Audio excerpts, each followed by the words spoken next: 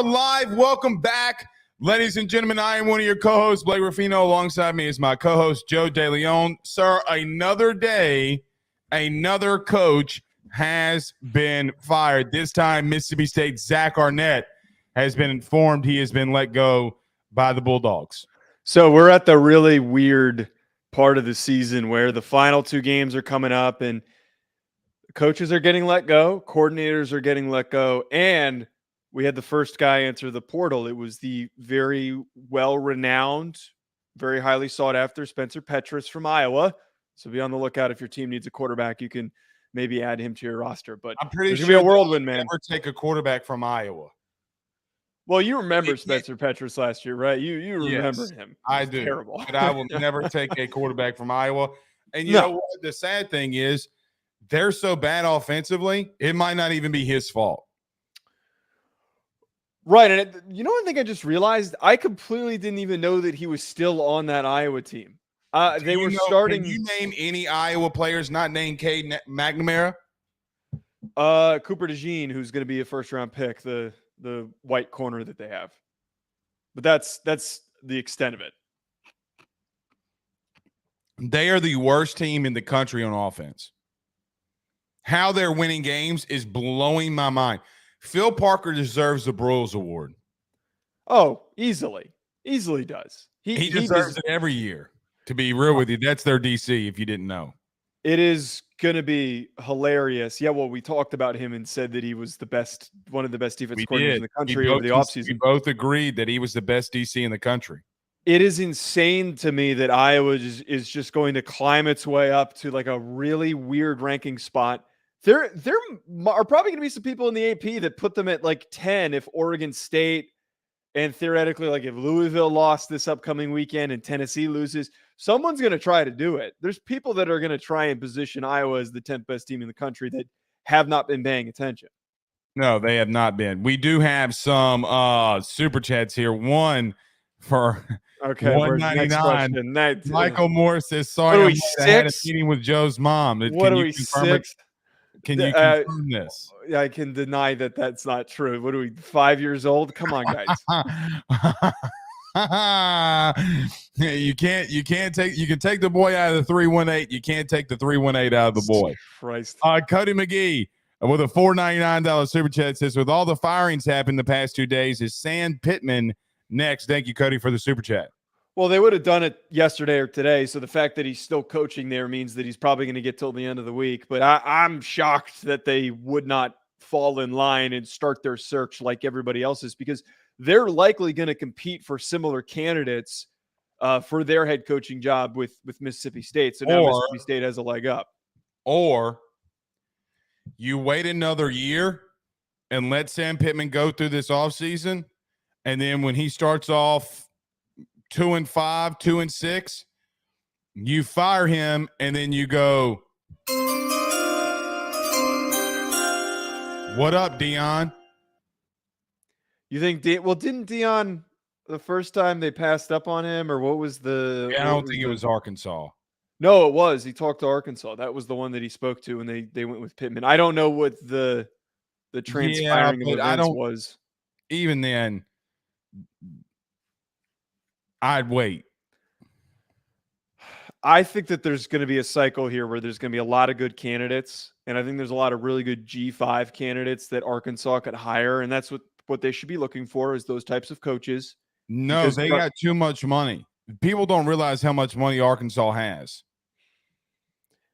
I just don't think it's as easy to recruit there as it is at these other programs. And you think Colorado is? It's a good point. Yeah, it doesn't matter where Dion goes. Dion can recruit, and him being in the SEC would change a lot of things. Nevertheless, we got a lot to talk about. Zach Arnett has been fired after going 5-6 in Mississippi State. We will touch on that.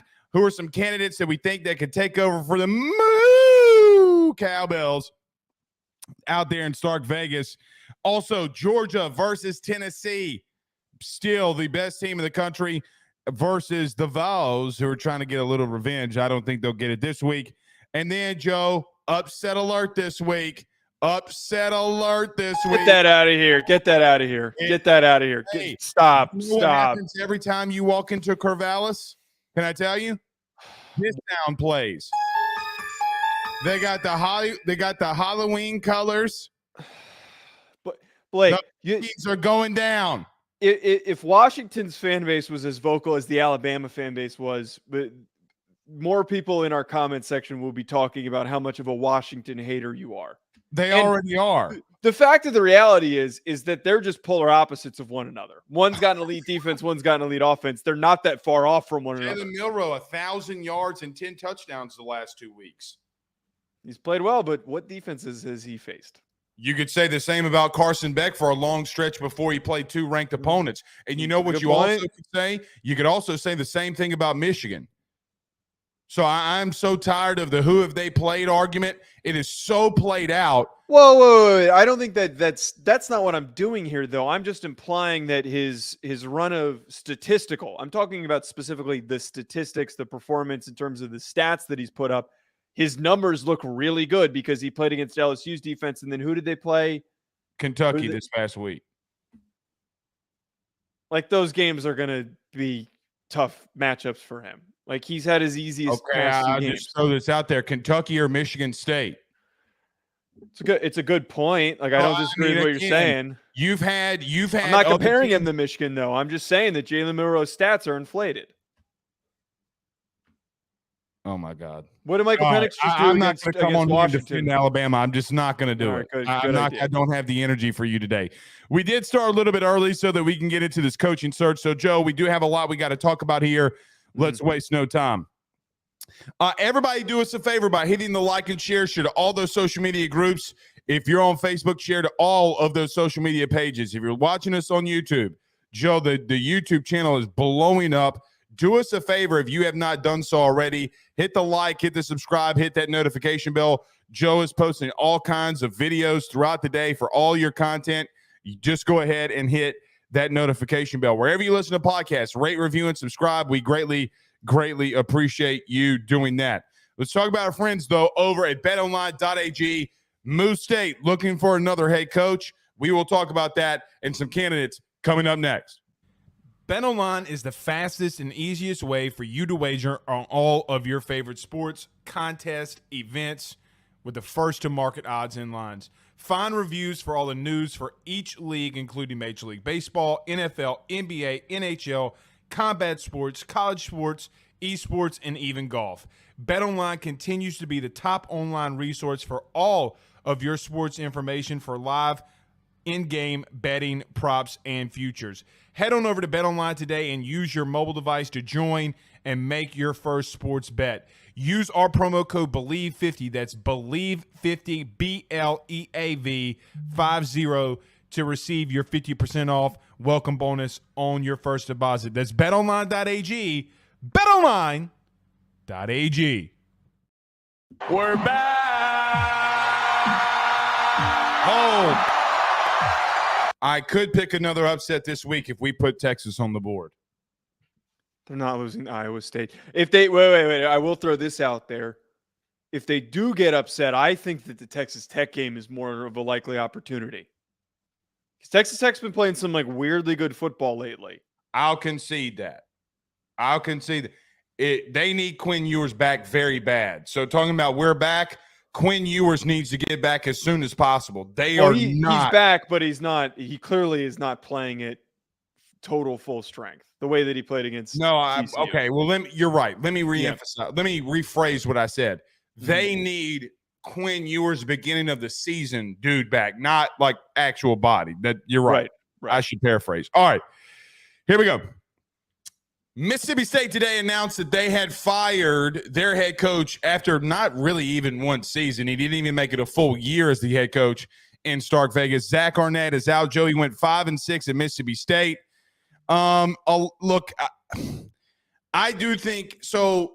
I'm on the SEC teleconference every single week, every week. Zach Arnett in the beginning of the year was a complete asshole. When people would ask him questions, he was an asshole. But I got to be real with you here. Did you really give him a chance? Because they didn't. Look, he's 5-6 at Mississippi State after the head coach, Mike Leach, tragically passed away. Okay. Number one, you put him in an impossible situation. Mississippi State fans, I know that you're mad that you're losing, and you should be, and you're getting blown out. I understand it. But the dude stood up for you when tragedy struck, and you're like, look, man, we got to move on. And look, I get it. You want to win. I'm not saying you shouldn't have moved on from him. Dan Mullen was 5-7 in year one. Now, I'm not saying he's Dan Mullen. I'm not even saying he has the reputation of Dan Mullen when he took over in Stark Vegas. The question I would have is, did they give him enough time? Number one. And then number two, how realistic is it that Mississippi State can actually make a good enough hire to start being a contender? Those are my two questions, because I don't think that they can. I don't think that they will make a good enough hire to start getting – Joe, if they go 8-4, 9-3 every year, victory. So to address these two things, first, the perception that I understand in reading into this, the part of the reason why they get rid of Arnett is that they hired him after the tragedy that happened with passing of Mike. God, why is Mike I don't know why my mind is just completely lost today. Mike Leach. After he passed, they brought him in to be the interim and then take over coach because they wanted to keep the current staff together. They wanted to keep the current roster together. They didn't want guys to leave. They were trying to keep everything as cohesive as possible. But as you said, he was a bit of an asshole, and it seems like he also, within his direction of this program, was misguided. They, for whatever reason, offensively, completely went away from what they were doing under Leach, which was the air raid, and it worked well, and Will Rogers was really productive. They said that we're going to grind the ball out and we're going to run the ball, and the team's just not built for that. It completely defeated the purpose of him being the guy to replace Mike Leach, him trying to say, oh, we're going to do things my way, and it didn't even work. The worst part about all of this, brought back all these guys that are really experienced. Their defense stunk, and he's a defensive coach. Their defense was terrible this year. So I think that to see that there already was not a positive direction from the jump, there were just a lot of red flags. I also think that he was coming into this with a really short leash because of the timing of Leach's passing. And this was a guy who was basically an interim coach. If he did good things, they would keep him. And if things didn't look good, they would just move on to the next chapter. The timing they were screwed out of being able to do a real search. I think that's what happened here. I do think they panicked. Yeah. Okay. You can make a search. You can go hire an offensive coordinator from somewhere if you're going to pay him $4 million. You know, like you can, it's an excuse. Okay. I understand that. Okay. That he, how do I want to say this? Did things his own way and probably should have not done that. But, okay, I'm old enough to remember that he's a first-time head coach, and head coaches should have the ability to change things, right? Like, I know that he moved off of it. They did some different things. That's fine, okay? They're 103rd in total offense. They're not good. I get all of that. But regardless, if you wanted him, if you did want him, you did need to make the change. I'm not trying to sell Zach Arnett that you shouldn't have fired him, that you shouldn't have moved on. Don't get me wrong here, okay? But you did the dude a little dirty, all right? And he stood up for you when you needed him because you were in mourning after what happened. That's all I'm saying. Now, here's the truth. Who are some realistic candidates? Now, I'm going to throw out a coach for you that you're probably going to call me crazy on. He makes a lot of sense. What's old Rich Rod up to these days? I actually don't hate that one. That's one that I've seen out there. I think that that's a really good one. Rich Rod makes a lot of sense. Instant offense. You have the pieces of spread. You can recruit. I don't know if he would come in and recruit, but, man, he would make a very, in my opinion, he could build them. He can win 7-8 games a year there. He can do that. I think Rich Rod, for what that he has done over the last couple of years has made himself. All right, look, you live and you learn. Now, I don't know if Rich Rod is a guy that they would want to go for, okay? But you did go make a splash a couple of years ago and went and hired the Pirate. Is there somebody else out there that you can make that big of a splash with? Right. I don't know if there's necessarily anyone completely on the radar, but here's the key thing that you asked this question a second ago, and you've effectively answered it as well. Mississippi State, despite that one period of time where they were the first team to ever be ranked number 1 in the college football playoff ranking, this is not historically a really good SEC program. And I think that it's going to be even harder for them to win as this conference expands. Oh, they're not going to win. Like, that's, no, let's not. It's not a national championship winning team, but they are capable of national championship winning culture, Joe. Right. It's hard for them to recruit. The state of Mississippi is hard to recruit in. It's just a very tough region to recruit because there's not as many athletes in the area. Especially but they can, with Lane there too. Right. Right. They can still be an 7-8 win team, maybe have a couple good years where they do better than that and maybe surprise some teams. But what they need to do to accomplish that is developing high 3 stars, low 4 stars, whoever you can pull that's local, and also having creative offensive and defensive approaches. So I look at, and I'm looking for somebody who's coming from a smaller program, a G5 program. Jamie Chadwell. Well, Rich Rod was actually one of the guys that I had written down. So that's why I'm not. I thought you were going to kill me for that. I think it's a great pick because you need somebody who knows how to produce success with limited talent and is offensively minded, is creative. I like Rich Rod, but Jamie Chadwell, yes, is the other one that I wrote down. I don't know how he hasn't gotten a big job, and I guess because there weren't that many big openings last year. He's won everywhere he's gone, and he's a very unique offensive approach with the option style offense that they run. I think that would work perfectly. He's a Southern guy. I think that him or Rich Rod's a really, really good fit.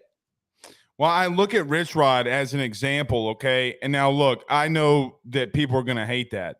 What he's done at Jacksonville State, Joe, for me, I do think that Rich Rod should get a chance here. Now, I'm not 1,000% sure where they're going to go here. You remember he was at Ole Miss in 2019. I'll give him this. That 2019 Ole Miss team, they ran for like 400 yards against the national champion LSU team. I know that LSU played Bama the week before that. He was at UL Monroe. He was the assistant head coach, OC, quarterbacks coach, gets the head coach at Jacksonville State. We remember him for his time at Michigan, West Virginia, Arizona, all those good things. I just think that he could do what I think that they want. All right. Now, I don't know if Jamie Chadwell's on the table here for them. If I'm Jamie, you think he wouldn't do it? I would not do it. I wouldn't do it because it's an uphill battle. So for an example, fair point. You would have to, and I don't think that there's one out there. You would have to go after a dude like Lane to win at one of these Mississippi schools. Now, the question is there's a guy on TV right now that can go there and win. We've seen him go there and win. I know he doesn't really want to recruit a lot of times. Maybe he's learned his lesson a little bit. I know that he's in TV. He's making some money. He's worried about family. Buddy, I'm just telling you right now, my number one phone call, you're going to hate it. My number one phone call is to Dan Mullen. I don't hate it. And I said this to you pre-show. I was listening to the Cover 3 podcast earlier, and they brought up a really good point. Apparently, and this is something that's not really totally public knowledge, Dan Mullen's son is a really good golfer, high school golfer. So it sounds like he's really liking the TV gig, and he might just stick around doing that. But I agree with you. I'm calling him first to say, Dan, look, I know you want to get back in coaching. We want to get you back here. Here's one thing, though. If you call Dan Mullen, are you not worried that he's not taking that job to eventually jump ship again? He already bailed on you once. Does it matter? Because it means you're getting back to winning. Yeah, but you're leasing and winning for 1 year. Like, what's the point of that? You're starting from scratch in a couple of years. And any one of those Ole Miss or any one of those Mississippi schools, do you think that Lane doesn't use Ole Miss as a stepping stool? I mean, hell, he almost went to Auburn. And look, I'm just going to tell you, I know people are calling me crazy.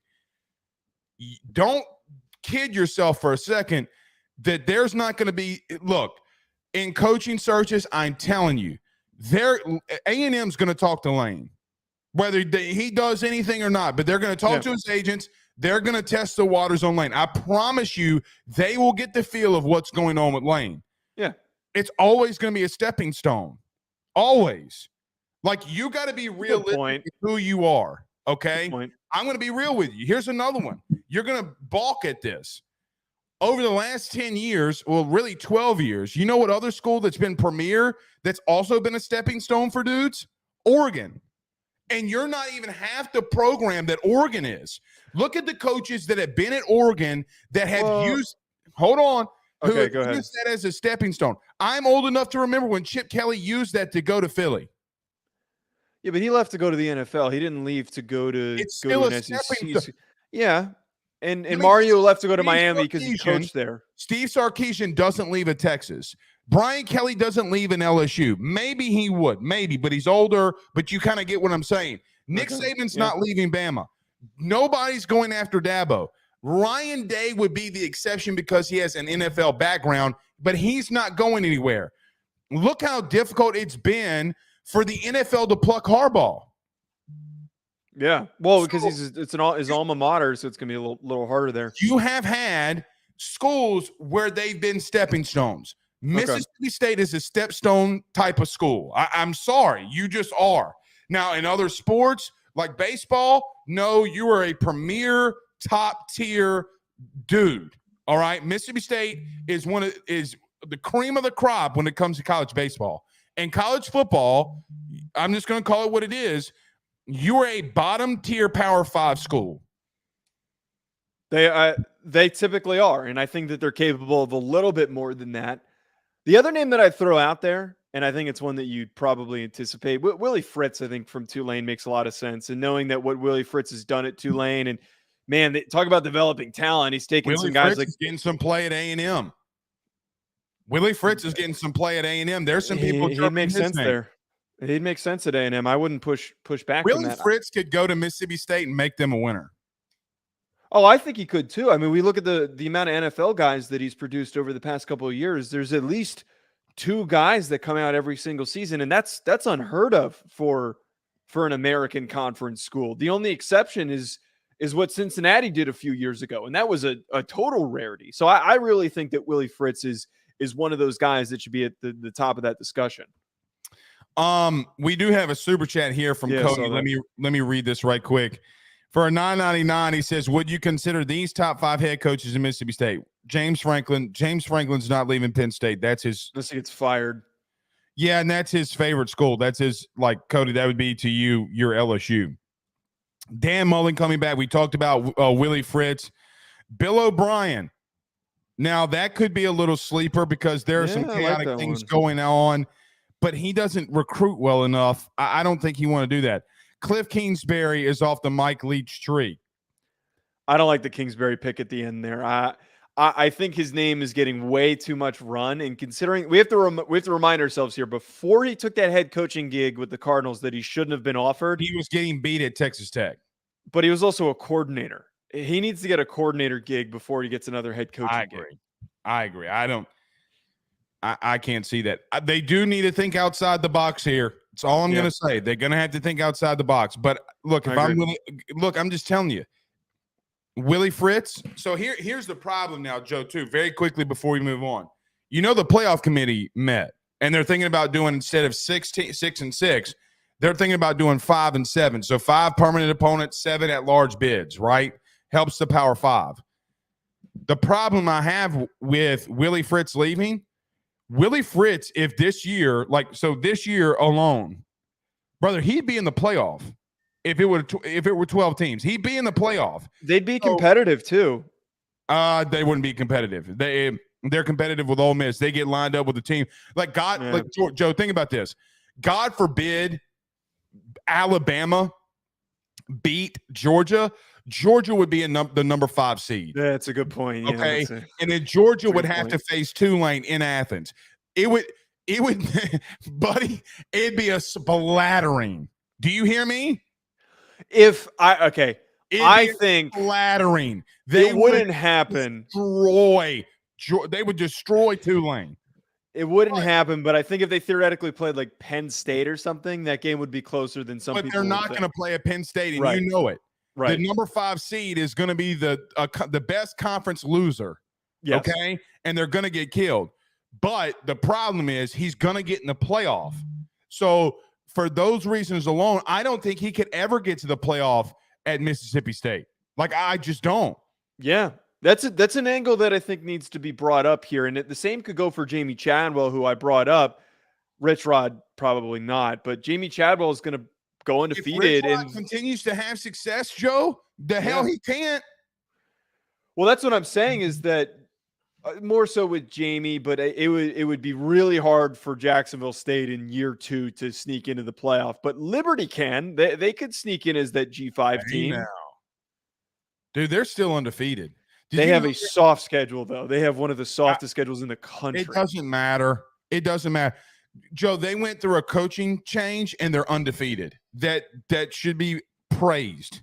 Not a lot of guys left, which is huge. Very massive. All right. Slaughter kid's good. Yeah, let's get to the. You want to talk a little Georgia and Tennessee here? Yeah, let's do it. All right, I do want to give Harlan, our good buddy over at the Double Fries No Slaw podcast, the Florida State boys. He said, "Go no Knowles boys," since the 499 super chat. Thank you so much, buddy. Appreciate Georgia it. and Tennessee. Joe, I'm looking forward to this game. Georgia coming off what I think is arguably their best performance of the season, even though they had a splattering a couple of weeks ago against Kentucky. I thought this past weekend was Georgia's best performance, but they go up against a Tennessee team at home, just got slobber knocked by Missouri. Can't believe that I'm saying that Tennessee got slobber knocked. They did. I'm going to say something that is not going to get a lot of praise this week on this game. Okay. I think Georgia wins 14, 17 points, but I do think that it could be closer than some believe. Let me tell you why. I tell you this every time it happens. A team that's in the top 25, when they go back home after getting embarrassed on the road, don't play with them. Do not play with them. But I do that for every other team besides Georgia, because it doesn't matter. Georgia's going to come out and play. Like, they're going to come out and play. I think Georgia is the hottest team in the country. They are the best team in the country. I do like Tennessee and what Josh Heupel has done. But, Joe, you know that I like bringing up stats to back up some things that we talk about. They're still a top 17 offense, Tennessee is. I don't think anything that I say is going to matter because of this one reason. You're not going to win mainly because you're playing Joe Milton. I got to be real with you. I don't know if you don't need to go with Nico. Like, dude, talk about throwing a guy to the wolves, man. If they threw him in against Georgia, sounds good. But you know what? You are throwing him to the wolves, and I get that. But Joe, I got to be real with you. Those game reps, he will not see a better team. Okay, he will not. And they're not going to do this. They're going to roll with Joe Milton. Yeah. Okay, yeah. But give him a look. Give him a run. Give him a zone read. You're going to have to do some different things and run some things that Georgia has not seen this week if you're going to pull up the upset. The only way, Joe, that they can remotely upset Georgia, two things. If Georgia plays down to, we won the SEC East, yada, yada, yada, yada, they're on the road, whatever. Carson Beck finally has a bad game. Joe Milton's going to have to throw for 300 plus. And I don't think he can do it. He can't. Against this secondary? So I actually think that you bring up a really interesting point here. Nico Iamaleava, he's going to get in this football game, but when it's 30-0 and Georgia's up by that much in the fourth quarter, look, I think that you bring up an interesting angle here where very often when teams are embarrassed on the road, they're going to come back more prepared in practice. I have been on a bad football team. I was on a very, very bad football team in college, and we got blown out plenty of times. And that next week we came back fighting, and when the score was much closer, usually a one-score game. So when you have that mentality, yes, you're going to come out swinging and you're not going to get embarrassed as much. But we're talking about the fact that they're playing the University of Georgia here. They're not playing any other SEC team. They're playing Georgia. Plain and simple, what we've seen from Tennessee this year, Blake, in the games that they've struggled the most is opposing teams that have figured out their offensive approach, which is if they take away the run game, they can't throw the ball. They will not have success throwing the ball. It happened in the second half against Bama. It happened against Missouri. It's happened in other games throughout the season. Florida's another really good example. Plain and simple, with how hot this defensive line is right now for Georgia and how weak Tennessee's offensive line has been, how much they've struggled recently, they're going to tee off. Jalen Wright, Joe Milton will not have the rushing lanes that they need to succeed. If they struggled last week, they're going to struggle running the ball this week against an even better defensive front. And when they're forced to throw the ball and they're trying to play catch up after this thing gets away from them early, Joe Milton's going to do what Joe Milton does. Hold the ball too long. He's going to get hit. It's going to lead to sacks. It's going to lead to turnovers. This is just a terrible turnaround. Is there anything that they can do to win? Is there anything they can do to upset Georgia? And let me ask it another way too. Joe, I think Georgia is going to have to lay a massive egg for them to lose. Now, yes, that's the reality of it. If you're going to lose that football game, it means you're sleepwalking through it. That's the only way that I could see it. It's a total mismatch.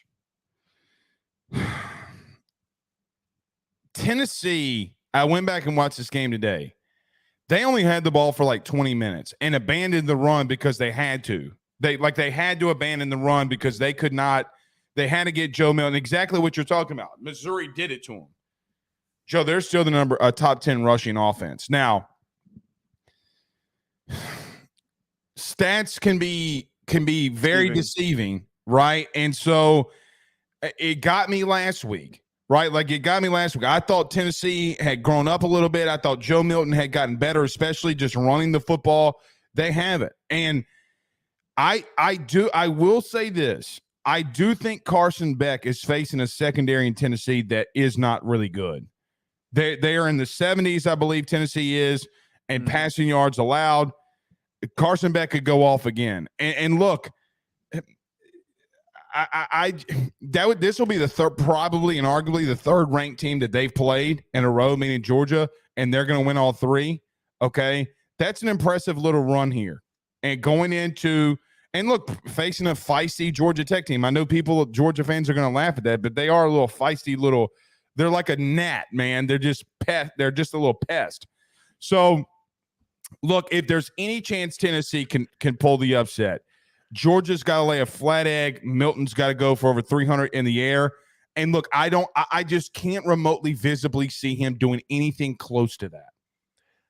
He's had opportunities to play really well, and you know what, faltered every single time. That's the biggest issue here. He's faltered every single time he's been asked to step up to the plate as a passer. As a runner, he's made some great things happen. Against Alabama, he ran his ass off. He ran over an Alabama defender, and they were cooking because he was running so well. But then in the second half, he got absolutely zilched. He is one of the worst quarterbacks in the country when it comes to holding the ball and not having that internal clock of knowing when to get out, when to get rid of the football. He does not have that trait, that ability to know when to get rid of the football. And this is just the worst matchup to deal with, coming into this week for his weaknesses. Man, I do hate that for Tennessee, but you're facing a steamroller, man. Yeah. One thing that I will say, I think Carson Beck's going to throw for over 300 again. And I do, Joe, I got to be real with you. I think he needs to be on the podium before Marvin Harrison Jr. I think he needs a New York invite more than Marvin Harrison. So he's not getting the praise that he deserves. I'm going to be real. I think they're better offensively. I think top to bottom, they are more dynamic and more explosive offensively than they were a year ago. I agree with that. I completely agree with that. Dude, Carson Beck has all the tools, man. All the tools. When I watched the game from Ole Miss, because I had to go back and watch it. I was watching it when it was live. Wasn't able to really focus in on it. I'm just going to be real. His pocket mobility, like inside the pocket, is great. So good. Dude, it's elite. Like, I had an NFL scout, actually a buddy of ours, okay, told me this, I think, late yesterday, which made me go and like watch him do this. Said that he might be the best. He reminds him of Brady the way that he moves inside the pocket, like the way that he feels pressure. With that being said, Joe, I'm going to pick Georgia by 17 here. Okay, I think it gets to 17 just because that game's on the road. I'm gonna go with the home crowd. It maybe not extending, but again, if you're not able to convert on third down, Tennessee has not been great at that. They're going to get boat raced.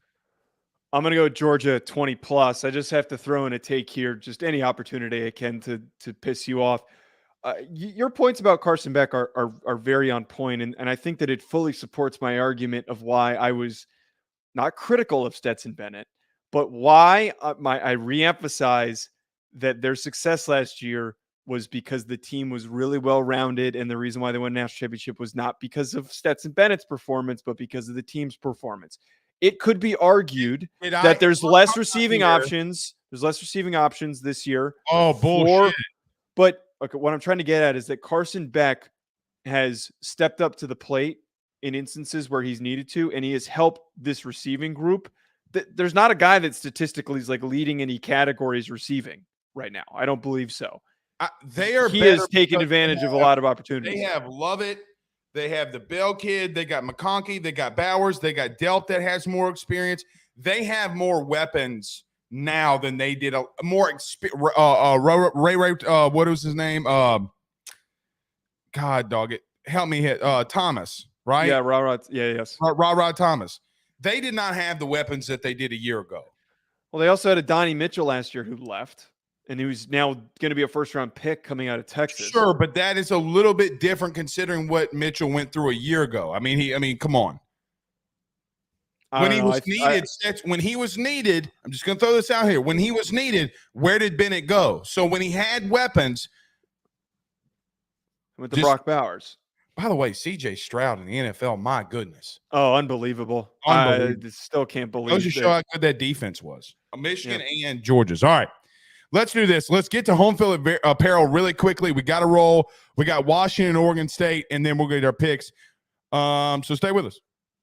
Ruffino and Joe Show is brought to you by Home Field Apparel, which is the best, without a doubt, premium collegiate apparel brand that is out there. They have over 150 different colleges that you can choose from, whether you're an Illinois fan or a Rutgers fan, maybe you're an LSU fan like Blake, or maybe you're an Alabama fan, whatever it is, even Idaho. They have so many different designs for so many different football programs that I can guarantee you're going to find some great stuff to help root for your favorite team. I've already gotten my Notre Dame stuff. Blake has his LSU stuff. Make sure you head on over to homefieldapparel.com to check out your team's collection of clothing apparel that they have on the website. And when you do so, when you check out, make sure you use promo code RuffinoJoe to get 15% off your order. That is RUFFINO, Ruffino Joe. Head on over to homefieldapparel.com and get your college gear today.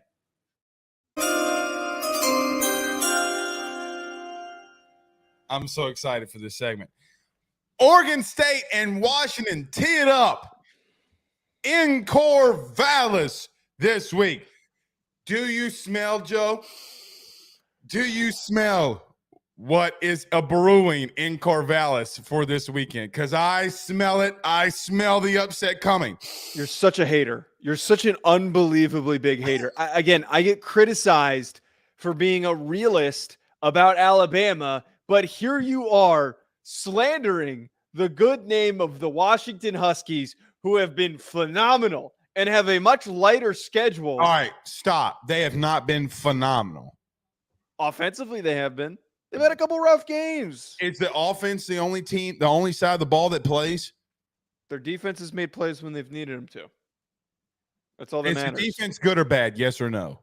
In Washington, it's mediocre. It's below mediocre. It's a below average, and you know it. You know it, Joe. They're 122nd in pass yards allowed. Yeah, it's bad. I know. Okay, I understand it's bad. All right. So listen, Corvallis, this weekend, Oregon State Beavers, Washington Huskies. I will admit this. I'm going out on a limb, okay, and picking them. I would be the least because I know Washington fans think I hate them. I do not hate you. I really don't. Seriously, dude, I don't. I think we saw a blueprint last week against Utah, and Oregon State can complete that can complete that game plan. I know that you're not a big DJU fan. I'm not necessarily a massive DJU fan myself, but he's better than Bryson Barnes. Joe, let me tell you what's going to happen in this game. Oregon State's going to keep the ball away. They're going to try to run the football and play keep away and hit critical passes when they need to. Here's the thing that people who don't watch Oregon State football need to know. Joe, they are one of the best rush offenses in the country. One of the best. They're in the top 20. I'm going to say this every single week until I'm blue in the face. Washington is not. They are not. They sold out all game last week against Utah to stop the run and made Bryson Barnes beat them. He couldn't. You cannot do that against DJU. As bad as he's been at times, he is good enough to complete the open passes and run the scheme that they need to run. By the way, they are a top 15 team in rush defense. For this year alone, they are the Coca-Cola version of Utah. And that game was a 7-point game at home. This one is on the road. Oregon State is going to come up with this upset. I feel it in my bones. Final point here. Everybody has told me, and the biggest lie that I have heard all year long when we talked about Oregon State, the only other game, Joe, that we had on the docket for Oregon State, actually it was two. The last one was Oregon State versus Utah, and I got obliterated in the chat about me saying that you better start putting some respect on Oregon State's offense. Got obliterated. Joe, they're number 19 in the country in total offense. They are not as bad as people are painting Oregon State to be offensively.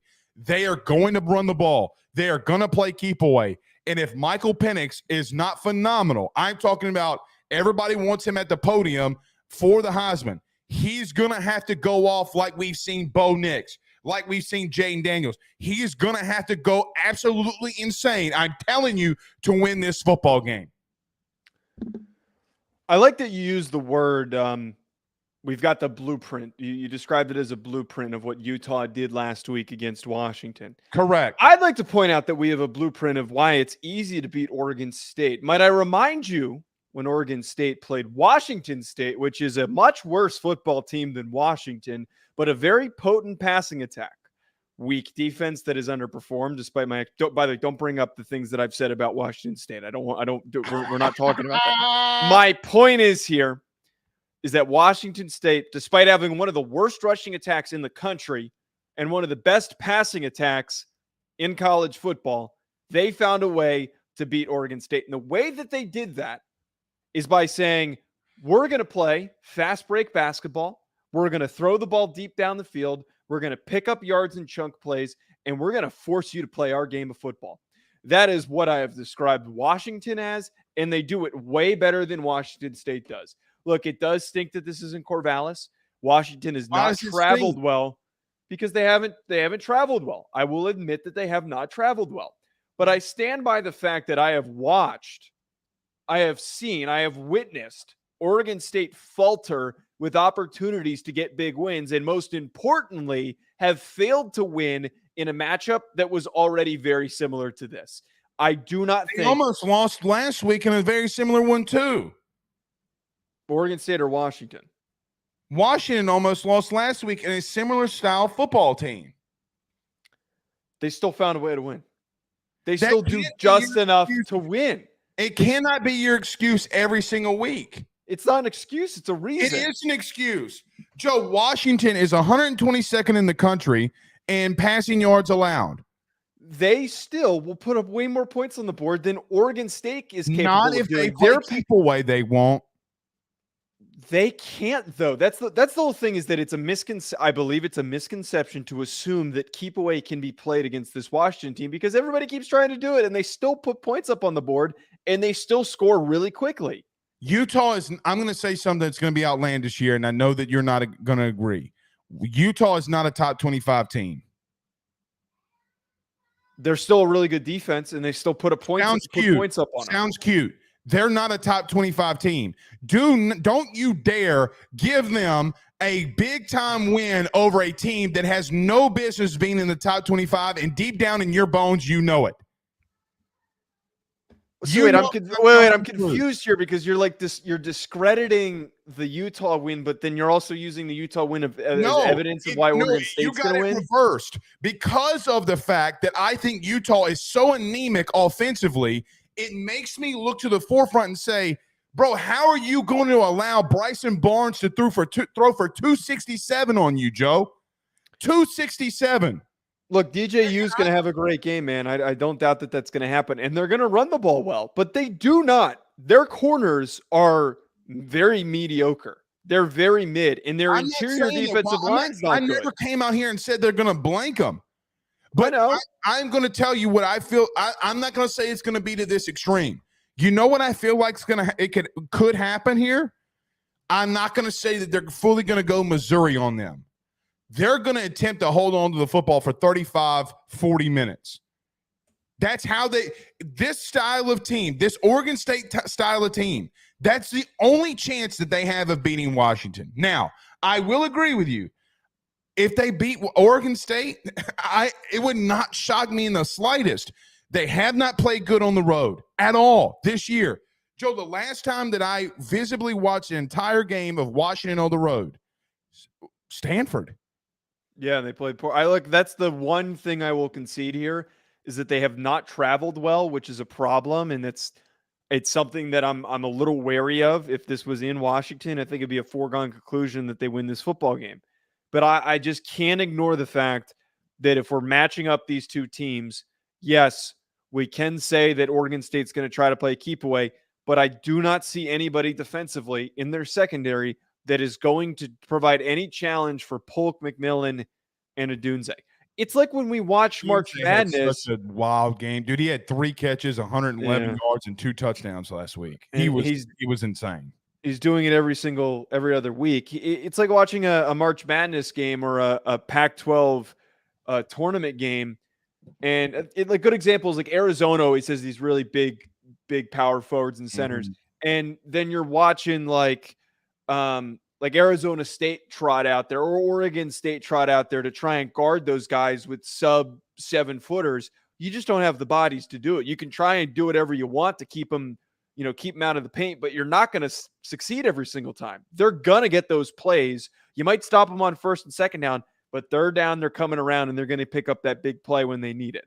I've seen a lot of people saying in that Stanford game that the entire team had the flu. Okay. Sounds good. You didn't have the flu last week, and you beat a team that you should have beat by 21 by 7. That game was more lopsided than the score indicated. Joe, no, it wasn't.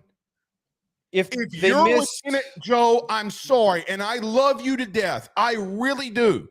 If a team has the football down 7 and is making a drive to go and score and tie it, the game is not bigger than what you think it is. I'm sorry. I love you to death. I really do. But please stop with that. I don't agree. I really thought that Washington would, because the reality of it is yes, they were up by 7 and Utah had the football with a minute and a half to go. There was no chance in hell that they were marching the ball down the field because they had to run the ball. What do you mean that there's no chance in hell? The only way that they were having success was trying to run the football, and they can't move quickly. But in a minute 30, they can't move the 2 touchdown passes. What are we talking about? Utah was never going to move the ball down the field that quickly to score. They just were not. It was not going to happen. And if Washington hit that field goal, it was a 10-point football game. If you're down 7 and you have the ball with 2 minutes left, it's not a wider margin, especially when the team scores 20 points. If a kid doesn't drop the ball at the 1 yard line, it's a bigger blowout than it was. Comment of the night. Nick Rizzuto, Joe must be on Delta 8s. I'd love to have some right now. That would be great. God. If you smell what the Rock is cooking, upset alert. You've picked against them. How many weeks in a row have you picked against them? Or how many times have you picked against them? Once, Oregon. I'm trying to remember because you didn't pick Utah. No, I picked Washington every week. No, you picked USC. No, I didn't. Yes, you did. No, I didn't. I will go. Oh, wait. Yeah, I did. Yeah, you did. Yeah, I'm going to pick USC every week. I'm going to pick against them every week. By the way, the Bolden kid, okay, 42 catches, 598 yards, 4 touchdowns for Oregon State. Nobody's talking about. Damian Martinez. I like Martinez. He's 1,000-yard back. I'm telling you, don't sleep on him. The problem with me, though, is in all seriousness and all fairness, outside of that Notre Dame game and in a loss, DJU has folded in big-time spots. Yes. If I wrote this down, DJU might have a career game. He might have a career game. This is kind of a bad setup for him. Quick sec before we do transition to top 10 power rankings. I got to give a quick shout out to Talise Fuaga, the right tackle for Oregon State. The kid's phenomenal. He does not get enough recognition. I think that he might be the best offensive tackle in the country, and nobody talks about him. He might be the first tackle selected this year. I've posted clips of him on my Twitter. I implore anybody to go watch him. I don't know if you've seen him, but the kid is a mauler. He is massive, and he completely just drops kids. I'll send you the clips that I posted. I don't know if you saw them, but he's one of those linemen that's fun to watch because he's just punching like one arm quick pop in the chest, and these kids are just going flying because he's hitting them so hard. What are you smiling at? Lucid saying that I need Washington to look bad for LSU. That's not true. That doesn't do anything. It doesn't do anything. He's going to win the Heisman regardless if Washington wins or loses. Yeah. It really doesn't matter to me. It really doesn't. But there comes a point where I think that Joe, at some point, their defense is going to bite them in the ass. Whether it's this week, next week, against Oregon on Friday night in Las Vegas, at some point, it's going to bite them in the ass. Like, if you're a Washington fan, you know that I'm right. You know that I'm right. Okay. By the way, Biggie Ron, BG Ron, however you say it. Big Iron. He's an FCS listener. Okay, so Big Iron. Iron says it's also going to be really windy and rainy. If it's 16-mile-an-hour winds, that bodes well for Oregon State. That didn't stop. It was windy and rainy last week, and they still put up 35 points. But it was Washington windy and rainy. It wasn't Oregon windy and rainy. What's the difference? I have no idea, but it sounds cool. Yeah, you stink. All right, let's get to our picks here. This is brought to you by our good friends over at Home Field Apparel. John, I'll let you go first here. Let me make it very clear here. Yep. We put rankings, and it was not how we were trying to intend it to be. These are Joe and I's power rankings, not ratings. Teams, even though in head-to-head, but we think are in the top 10 based off of what we've seen over the season and especially through last week. Joe, I'll let you go first here. Number 1, Georgia. Number 2, Michigan. Number 3, Florida State. 4, Ohio State for me. 5, Washington. 6, Alabama. I moved them up. I didn't even realize I did. And then 7, Oregon. 8, Mizzou. 9, Texas. And then 10, Oregon State. That's what I've got there. Could you hear me chewing ice? Yeah, I could. I'm so sorry. Normally I mute myself. You're good. It's so unprofessional. You're good. Well, considering the amount of gaffes I've had, I don't think we can really call anyone unprofessional. All right, what's your top 10? Okay, I'll come back to yours. Yeah, do yours. Here's my top 10. We pretty much are the same. The only difference that we have, and we could sit here and fight over semantics, I do have Alabama above Washington, but you have them at 5. I have them at 6. Yeah, let's not do this again. We do it every week. I don't really think it's worth fighting. But Georgia, Michigan, Florida State, Ohio State, Alabama at number 5, Washington, Oregon, Texas, Missouri, and Louisville.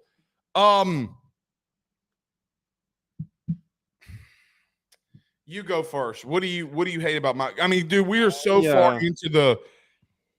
I think we're fighting over semantics here. Okay, I have Louisville at number 10, and what's funny is that you got Oregon State at number 10, even though you've been bashing them.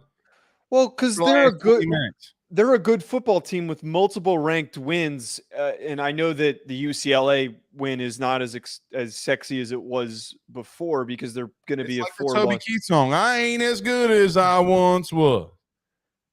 They still have been a well-rounded team, and the Arizona loss looks really good for them right now. Their only bad loss they have is Washington State, so their record's fine. And if they have 3 losses, I don't think they deserve. If they lose to Washington, even drop out of the top 10. Who else are we willingly putting there unless they get blown out by Washington? I think it's a fair argument that they belong still there. I'm sorry, Blake, but I really don't like Louisville as a top 10 team, man. I look at their schedule. I look at who they've beaten, who they've barely beaten.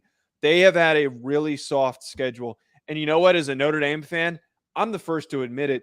That Notre Dame win does not look that good anymore. Notre Dame is a back half of the top 25 team, and I would even argue might not even be worthy of being a top 25 team. I think that they have been so underwhelming, and that win for Louisville does not look as good as it deserves to look. That's all that they've hung their hat on. That's what's gotten them this far. Their record against NC State, a close win against UVA, who they almost lost to a freshman quarterback in Anthony Calandria. I just don't like it. They beat North Carolina a couple weeks ago. They've been playing really well. I know they have 2 wins. We're out on UNC because of that game. Football, you know that they've played everybody closely. They've been a pest in the ACC side. Do you not remember them beating North Carolina a couple weeks ago? Because I do. UVA beat North Carolina with Tony Muskett, who is their starting quarterback and an experienced player. Anthony Calandria, a freshman. Okay, sounds good. So they had no film on a guy that they faced. There is film on Anthony Calandria. He's gone out there against Maryland and thrown like 4 picks. He's okay. You say all the time that good teams find ways to win. They're coming off on a short you're going to say that. That's a 7-point swing game. They beat Virginia Tech by 31. They beat Duke by 23 and blanked them. I will give you the very bad Pitt loss. It was really bad. Okay. And I can't defend it. Here's what I will say. I don't have a lot of backing here. They're 9-1. It's fair. And I do. And when I watch him, so I told my good buddy, Bill King, been talking college football for over 30 years. I'll take a screenshot of it and send it to you after the show. Joe, did you know in June, I sent him a text message. I was breaking down Louisville film and some of the guys that they had returning. I love the way that they play. Look, I'm a little biased here. They play fast. They play physical. They give a shit. They're young. They're developing. I think they've gotten better at positions. I just like Louisville. And I do think that there's got to be some, rewards here for being 9-1. I don't care what conference you're in. They're still in a Power 5 conference because you know who else is playing a lot of these teams? Who? Florida State. And I'm just going to be real with you. But they don't have a bad loss, though. Sure. Florida State doesn't have a bad loss. Them at 10. But they're still beating up on a really, really bad ACC right now. ACC might be the worst conference in the country. They are not good. Yeah, they're the worst P5. There's no debate there. There's no no, the Big 12 is better than them. Yeah, I don't disagree with that. I don't disagree with the notion that you're saying here that their record is good enough to put them in the conversation. But the furthest I'm planting them firmly at 11, and I'm not moving them any further. I think that they've hit their ceiling because of that Pitt loss. If they had beaten Pitt, my conversation's out the window, and they might even be up further than this where I've placed them. And I agree with you. I like the way that they play. I think that Thrash is a really nice receiver. Plummer has played well. They've got some nice pieces, but They're not going to beat Florida State. They're just not equipped to beat a team like Florida State. They're not nearly as athletic. And I'm not making that debate. Yeah. What I'm but saying, did you watch Florida State last week? Yeah, they showed some deficiencies. This is the third game. All right? Listen to me now. I like Florida State a lot.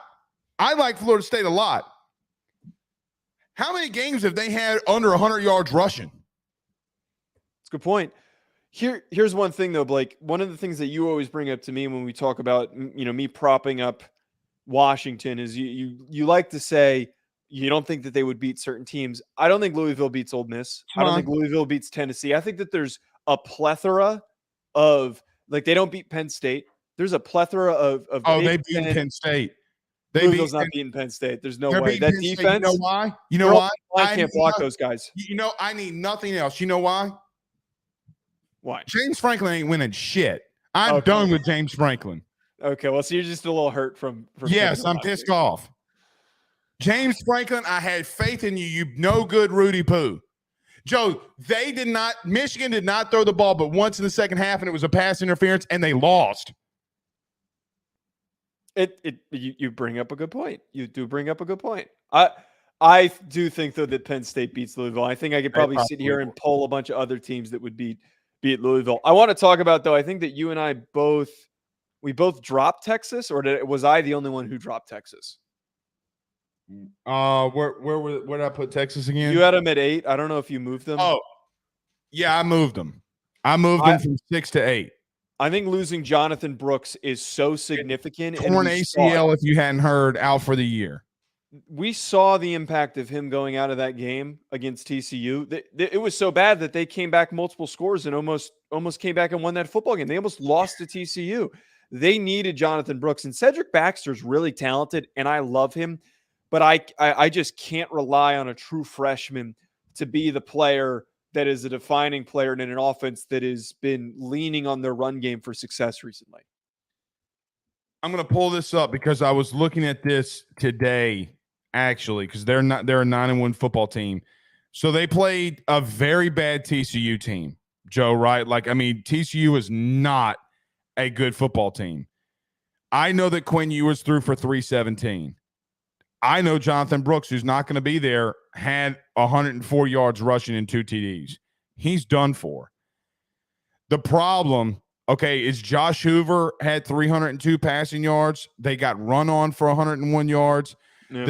The Williams kid, Savion Williams for TCU, had 164 yards in the air, or receiving, excuse me. That shouldn't happen against this TCU team. They're not it's one thing for Florida State to be within a 1-score game of Miami. I think Miami has tons more talent than what TCU does. TCU got beat by Colorado week 1. I know teams get better, all this kind of TCU's just not good. And so I do think that Texas has got to be careful. But you know what's interesting, Joe? In the past, when Texas would have lost this game 3 years ago, right? They wouldn't be able to overcome stuff like this. I feel something coming with Texas. Now, if they win out, I'm going to tell you the truth. And we got about 5 minutes here. We talked about this last night. 7, 8 teams that can make the playoff. Okay. Mm-hmm. I think Texas, if I had to rank the teams, I think Texas is the one that I think could get upset first. Because Washington would have to lose twice. I don't think Oregon is losing again. I really don't. I don't know, man. I don't like what I'm seeing out of Texas last couple of weeks. Out of the teams that are in this equation, they have shown the most signs of as you're talking about, getting upset. Look, I'm not the only one in this boat. I don't know about Iowa State is just. I know, but not a good team. But I'm telling you, dude, they have been playing with fire the last couple weeks, and I promise you, I will take back every bad thing that I've ever said about Matt Campbell and his stupid hat and his stupid bill and the way he folds it that stupid way. If he beats Texas, I will give him credit. I will be on the Matt Campbell train from here on out. I'm laughing at the thought of you praising Matt Campbell over the negative things that you've said over him, but I don't think it happens. I think the Texas Tech game is going to be the one. If they do get upset, it's going to be that one, or they lay an egg in the championship game. Very possible. God, Oregon State, Oklahoma State, you break my heart. I don't even know who's up next. Cut the damn mullet. It'd be Oklahoma. Is it? Yeah. No, right now Oklahoma State's still second in. They have the tiebreaker. One of the losses is South Alabama. That's right. The question is, does Oklahoma State lose again? I mean, I'd love to know who Oklahoma State plays all the way out. They play Houston and BYU. So assuming they don't completely crap their pants. You're not asking a lot. You're not cool until you pee your pants. Name that movie. Waterboy. No. Is that not Waterboy, or it's Billy Madison? Yeah, there you go. Yeah. There you go. All right. Yeah. We will see you guys again on Wednesday. If you haven't done so already, hit that like button, hit the subscribe, hit the notification bell. Joe, good show. We'll see everybody on Wednesday. Peace. Sure.